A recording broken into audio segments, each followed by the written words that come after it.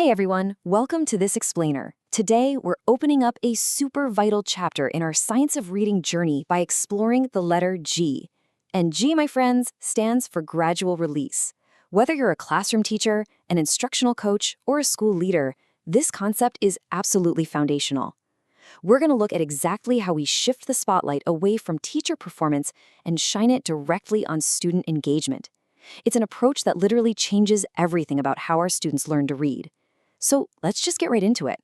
Okay, so let's dive into this with a totally humorous but honestly incredibly insightful story from my own time as a literacy coach. You know, when I started visiting classrooms regularly, I kept noticing this common theme. Teachers were treating the observation like it was their big time to shine. They wanted to show off every single strategy, ask all the perfect questions, and just deliver an absolute masterclass in instruction. But as I sat there in the back of the room, that famous line from the Temptations miniseries would just pop into my head. Ain't nobody coming to see you, Otis. I wanted to lovingly remind these deeply dedicated teachers that the observation and, hey, the lesson itself, it wasn't actually about their performance. We came to see the students. And honestly, it is so easy to fall into this trap, right? As educators, we work incredibly hard. We care deeply. We spend our entire weekends planning that perfect lesson, crafting those absolutely flawless anchor charts, and making sure our explanations are crystal clear. We want to be seen doing a great job. But we really have to recognize the crucial difference between teacher performance and student learning. A teacher can deliver the most beautiful, Pinterest-worthy lesson on the planet, but if the students never actually get the opportunity to do the reading, the thinking, the talking, and the practicing, well, we have absolutely no idea what they actually learned. At the end of the day, the instruction is ultimately about the students doing the work. So what exactly do we mean when we talk about gradual release? Well, it's an instructional approach that moves students from teacher modeling to guided practice, and finally to independent application. But here is the real secret. It's not just a checklist. It is not just some routine you paste onto your lesson plan. It's actually a fundamental mindset. It's the core belief that students absolutely need to see a skill, practice it with support, engage deeply with the learning, and eventually step out with complete confidence and independence. Let's move to how this actually builds. Let's break down how this shared responsibility evolves across 4 distinct phases. Now, I know a lot of you are deeply familiar with this framework. Phase 1 is the I do. This is your clear, explicit modeling. Phase 2 is we do, practicing together with your guided support.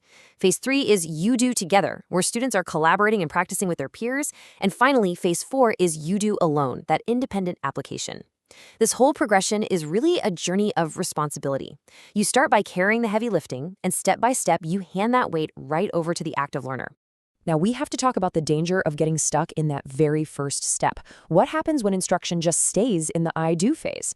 Well, the students watch the teacher decode the word, they watch the teacher annotate the text, they watch the teacher answer the questions and literally do all of the cognitive lifting.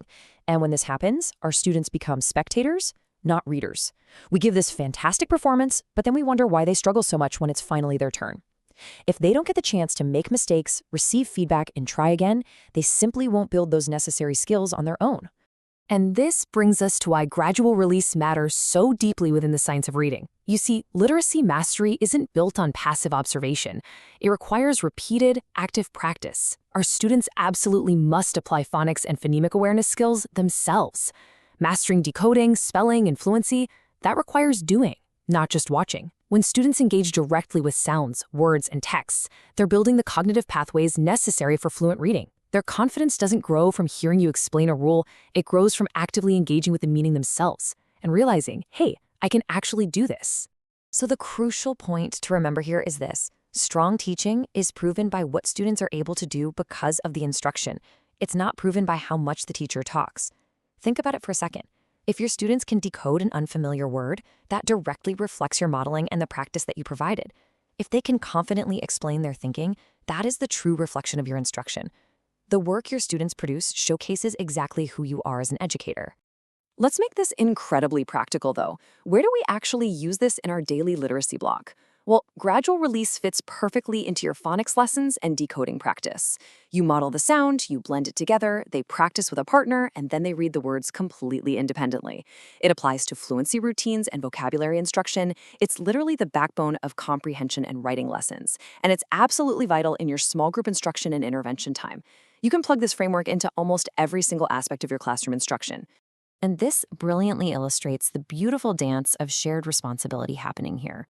The teacher's role is to model clearly, guide, listen, support, correct, and, most importantly, know exactly when to step back. On the flip side, the student's role is to practice, struggle productively, apply the learning independently, and step forward. Gradual Release totally honors your immense expertise as a teacher, but it specifically creates that much-needed space for the student to become an active, empowered learner. Now, I want to invite you into a quick reflection moment right now. Pause and ask yourself about your upcoming lessons. What do I need to model clearly, and where will students practice with me? How are you actively planning for that shared practice? It is so easy to script out the I do, but we have to be just as intentional about designing the we do. Where are those specific moments where you'll invite your students to do the heavy lifting? Let's continue that reflection with two more really vital questions. How will I know if they learned it, and how will I respond if they did not? This challenges us to shift our planning focus completely away from our own performance and toward measurable student learning outcomes. Because if they didn't get it, the answer isn't to just perform the I do louder or slower, right? The answer is to look at our gradual release process, identify exactly where the breakdown happened, and adjust our guided support to ensure they can confidently apply the skill. As we wrap up this explainer, I really want to leave you with this incredibly warm and inspiring takeaway quote directly from the text. The lesson is not about the teacher shining. It is about students learning to shine. Yes, absolutely teach with clarity. Show them what strong readers do. But then you've got to step back and let them engage. Let them read. Let them struggle productively and let them succeed. Give them the space to show you exactly what they can do. Thank you so much for joining me for this explainer. And please, keep empowering your students to shine. So I'll leave you with this final thought. What is one thing you can step back from tomorrow so your students have the space to step forward?